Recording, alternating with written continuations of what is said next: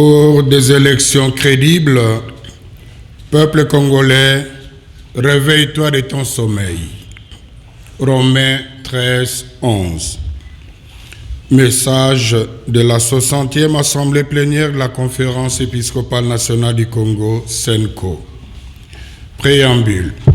Nous, cardinal, archevêque et évêque, membres de la Conférence épiscopale nationale du Congo, avec les autres fidèles de l'Église Famille de Dieu en RD Congo, avons célébré dans la joie et l'enthousiasme à Lubumbashi, du 4 au 11 juillet 2023, le 3e congrès eucharistique national autour du thème Eucharistie et famille. À l'issue de ce grand événement de la foi, nous nous sommes réunis en assemblée plénière du 19 au 22 juin 2023.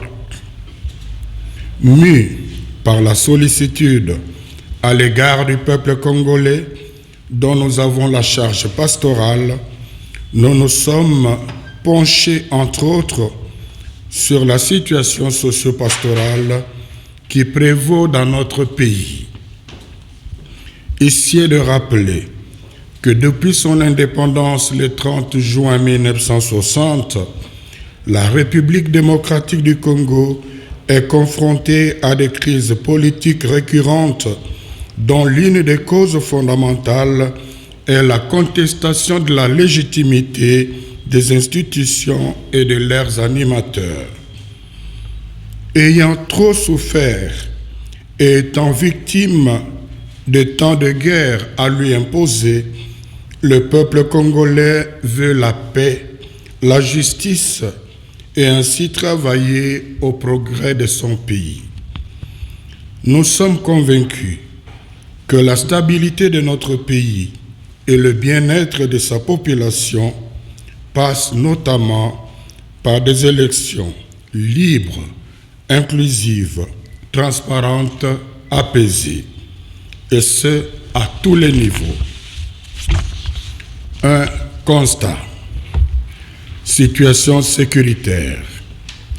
Nous apprécions à leur juste valeur les initiatives diplomatiques, politiques et militaires du gouvernement congolais pour ramener la paix sur toute l'étendue de notre pays. Nous saluons particulièrement la bravoure et le patriotisme de nos forces armées malgré les conditions de travail difficiles. Cependant, la persistance et l'aggravation de l'insécurité, surtout dans la partie est de notre pays, ainsi que la multiplication des groupes armés nous préoccupent au plus haut point.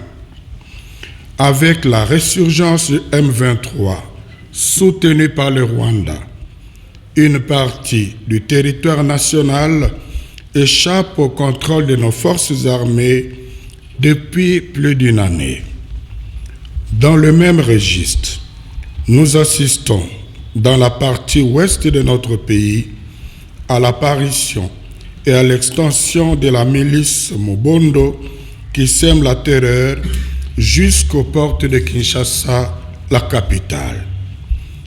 À cela s'ajoute, en milieux urbains, l'activisme de la brigade spéciale de l'UDPS, Force du Progrès, BESU, opérant comme une milice visiblement entretenue qui collabore parfois avec la police pour traquer les adversaires politiques et d'autres paisibles citoyens portant un regard critique sur la gouvernance actuelle du pays.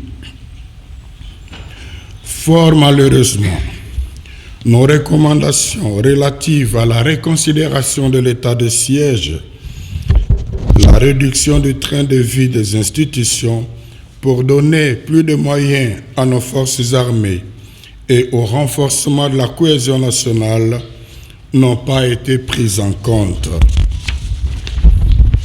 2. Le processus électoral. À propos du processus électoral, la SENCO reconnaît les efforts du gouvernement et de la Commission électorale nationale indépendante CENI, tant dans la publication du calendrier électoral que dans la constitution du fichier électoral, dans les délais plus brefs que les cycles électoraux passés. Toutefois, ces avancées ne suffisent pas pour l'organisation des élections réellement crédibles, étant donné les inquiétudes suivantes. L'inexistence d'un cadre de concertation tripartite, majorité, opposition, société civile, idéal pour clarifier la problématique de centres d'inscription qui n'ont pas été retrouvés sur terrain, la question des matériels électoraux détenus par des personnes non qualifiées, la situation d'exhaustivité des données du centre d'inscription ayant connu des dysfonctionnements. L'absence d'une contre-expertise crédible par un organisme international spécialisé pour auditer le fichier électoral. Le refus par la CENI de répondre favorablement à ces deux pertinentes demandes prouve à suffisance que le processus électoral est mal engagé. 3. Climat politique tendu. Les premiers gestes du président de la République en 2019 étaient porteurs d'espoir pour un état de droit, notamment l'ouverture de l'espace politique et médiatique, la libération des prisonniers politiques et le retour au pays des exilés.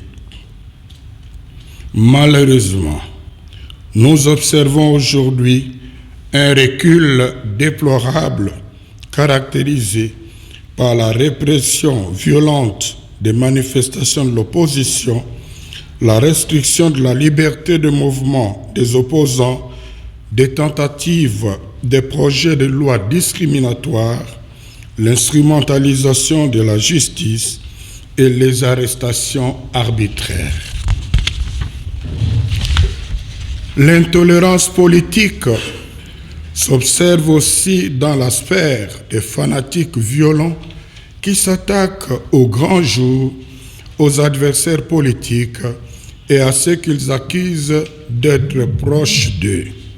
En témoignent les actes de violation et d'intimidation contre nous, évêques membres de la SENCO, lors de notre visite pastorale à Kasumbalesa, le dimanche 18 juin 2023.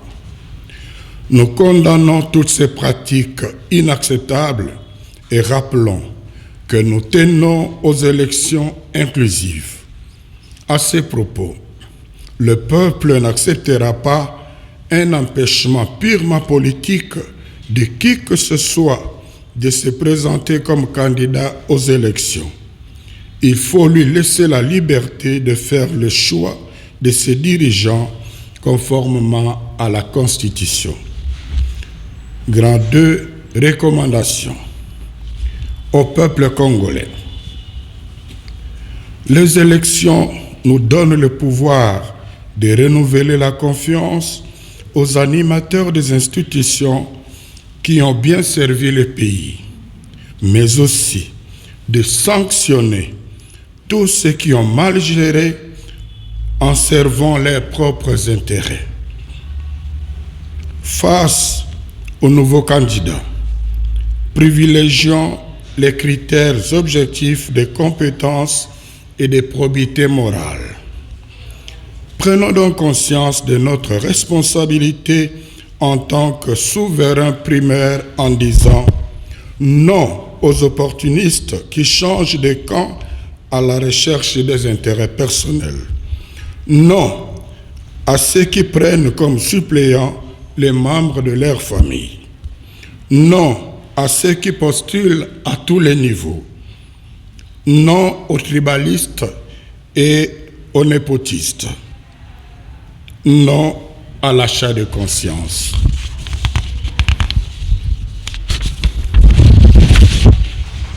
Sachant que L'acte que nous allons poser le jour du scrutin est décisif pour l'avenir de notre pays. Compte tenu des expériences malheureuses des cycles passés, ne quittons pas le bureau de vote tant qu'on n'aura pas affiché les résultats. Avec l'affichage des résultats au niveau du bureau de vote, nous aurons déjà une idée claire des gagnants. La CENI n'aura d'autre choix que de les confirmer. Au cas contraire, ce serait une haute trahison et n'attendons pas une autre instance pour nous remettre dans nos droits. Nous avons le pouvoir constitutionnel, confère article 64, nous permettant d'imposer pacifiquement la vérité des urnes. À ce niveau, la contribution de la Conférence épiscopale nationale du Congo SENCO est d'accompagner ce processus avec une mission d'observation conjointe avec l'Église du Christ au Congo, l'ECC. Bien entendu, cet accompagnement n'aura de sens que si la CENI donnait un minimum de garanties de transparence. Autrement, nous n'allons pas nous aligner. Au gouvernement, nous demandons de garantir la sécurité des personnes et de leurs biens, de protéger les frontières nationales, de veiller au respect des droits et libertés de toutes les parties prenantes engagées au processus électoral conformément aux textes légaux.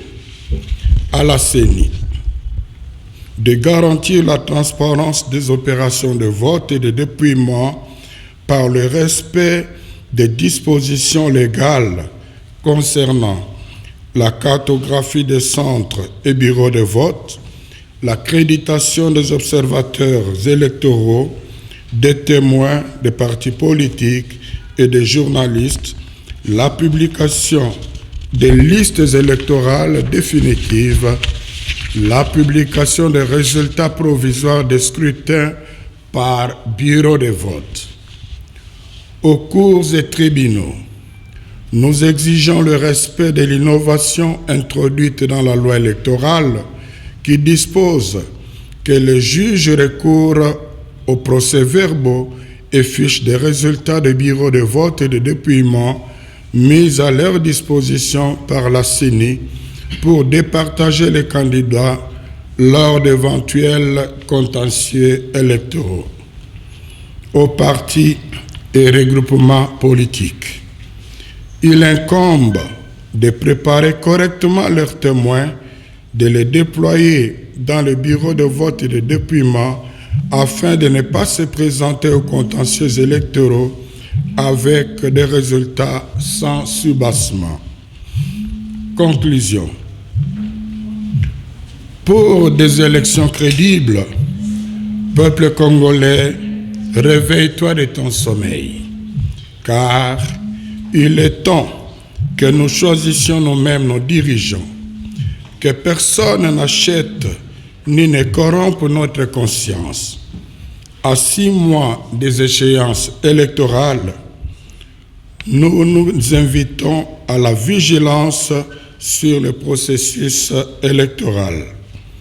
Ayant été abusés aux élections de 2018, nous devons en tirer des enseignements et nous comporter de façon conséquente pour que désormais les institutions à mandat électif de notre pays soient dirigées par des personnes réellement élues.